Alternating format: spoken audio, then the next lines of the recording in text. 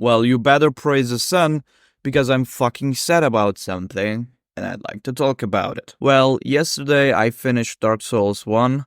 This was my first playthrough. I've never played any other Souls games. I've never played Elden Ring, Bloodborne, nothing from software. And to be honest, I really liked Dark Souls. It was an amazing journey. I really liked my time playing Dark Souls. Of course, there were some stuff that I really don't liked, and at first place comes definitely the bonfire locations and all.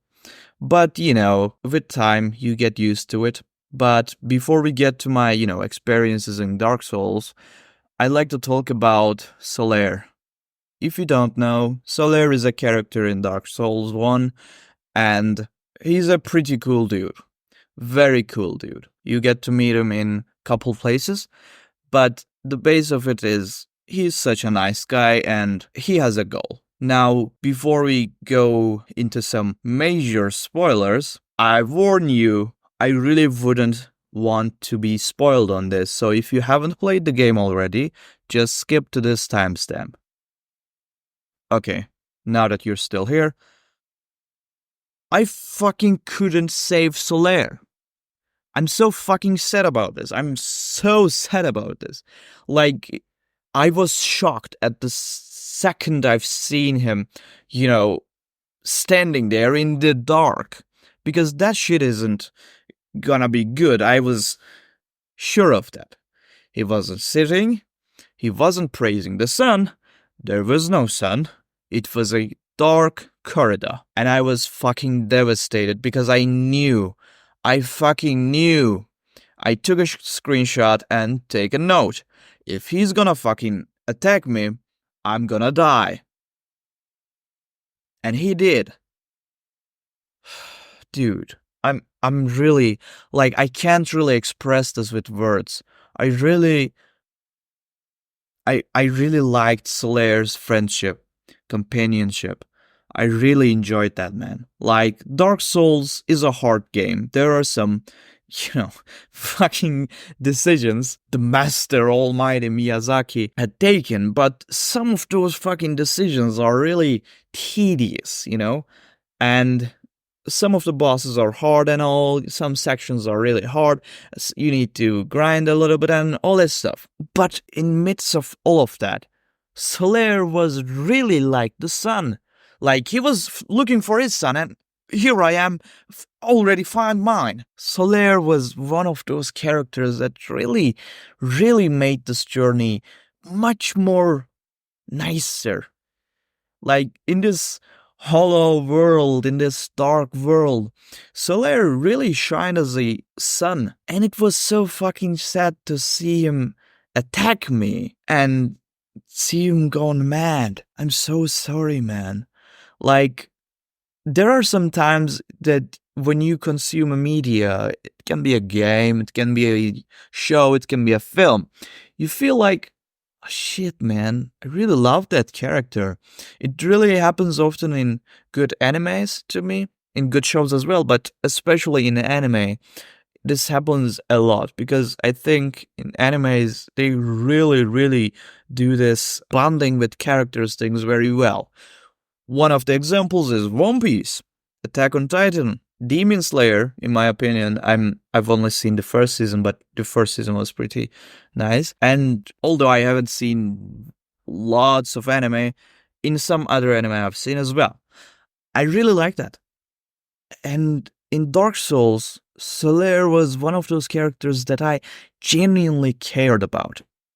So, like, seeing him sad beforehand, and after that, seeing him gone man and attacking even us, the player.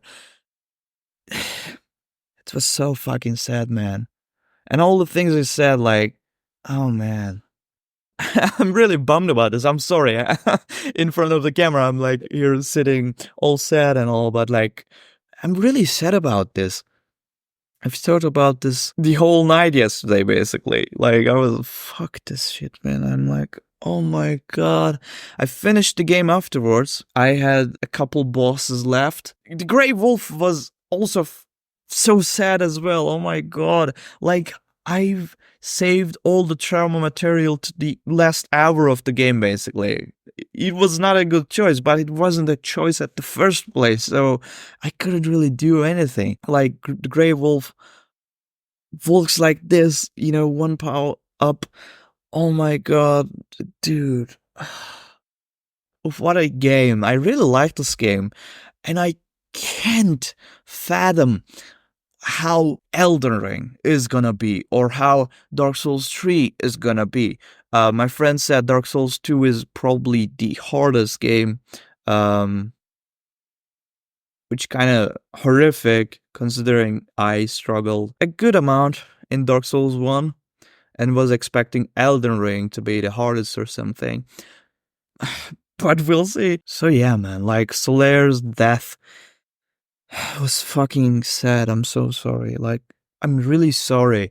I don't know how to describe this, but I'm sure you get what I mean, what I feel.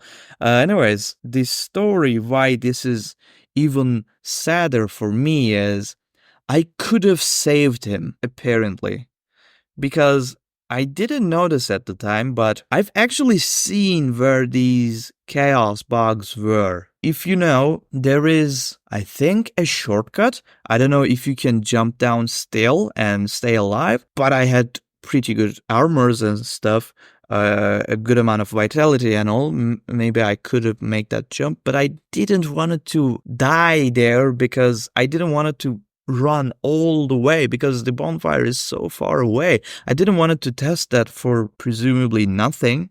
So I didn't make that jump. I could have killed that chaos bug and saved him probably, because afterwards, after seeing what happened to him, I actually researched, like, is there a way to cure him? Because I don't want to kill Solaire. But there wasn't. I couldn't find any. Everyone just said you had to be there first and kill that chaos bug. I've seen a couple methods of doing it, but it was too late.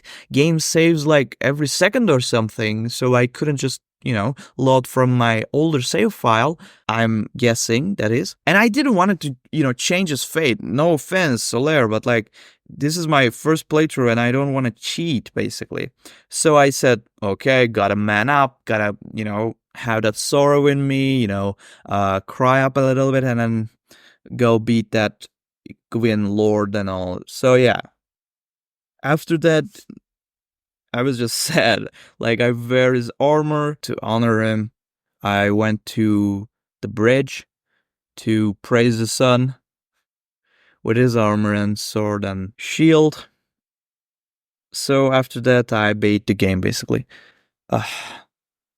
So fucking sad, man.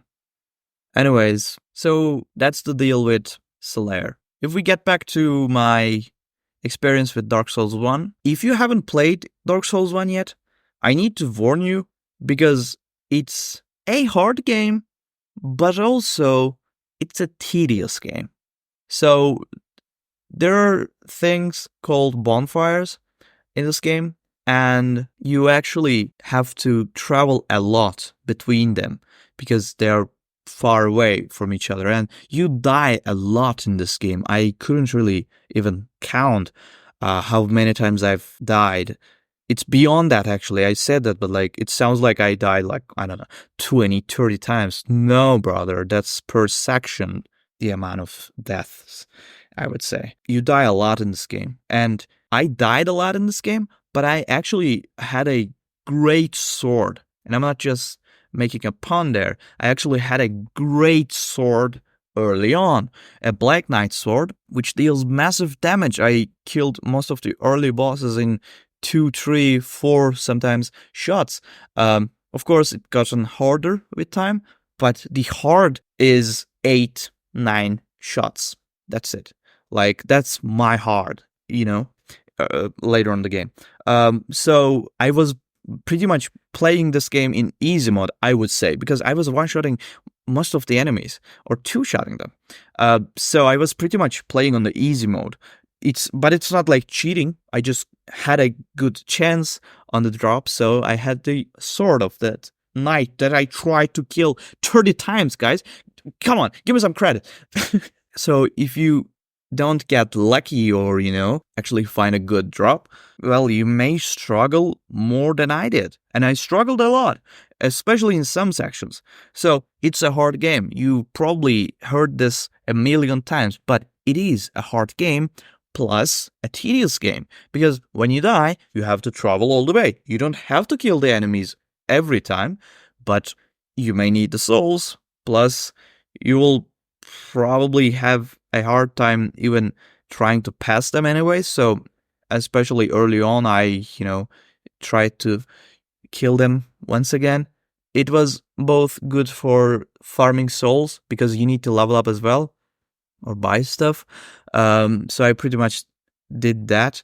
It may not be very wise because if you die, you lose all your previous souls, but I had mistakes basically. So yeah, Dark Souls 1 is a very fun game. It's a very enjoyable game, in my opinion. I really enjoyed my time. I'm really saying that from the bottom of my heart.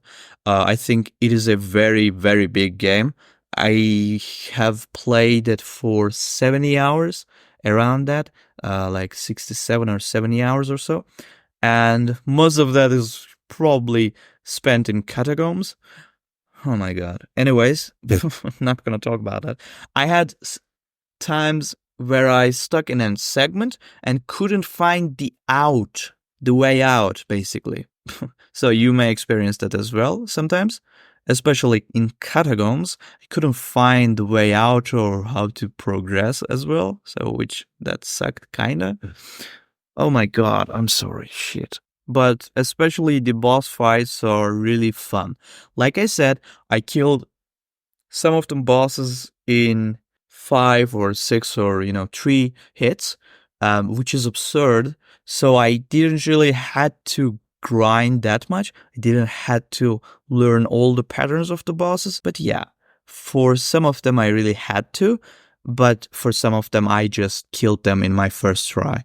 So yeah, take it with whatever you want. But in the end, I killed every boss in the game. I beat the game, basically. And I'm gonna play Dark Souls 2 now, after that 3, and hopefully Elden Ring. I also want to play Sekiro before that. We'll see how it goes, but next game is probably Elden Ring. Not Elden Ring, oh my god. I really want to play Elden Ring, guys. But I wanted to also play the previous games because after playing Elden Ring, everyone says you're not going to be able to return to older games. So I said like, okay, I really want to play those games. I already bought them and also I want to play them. So I said like, okay, then we will play them first, which I think is also fun. I don't really mind if it's playable, playing the older games in general.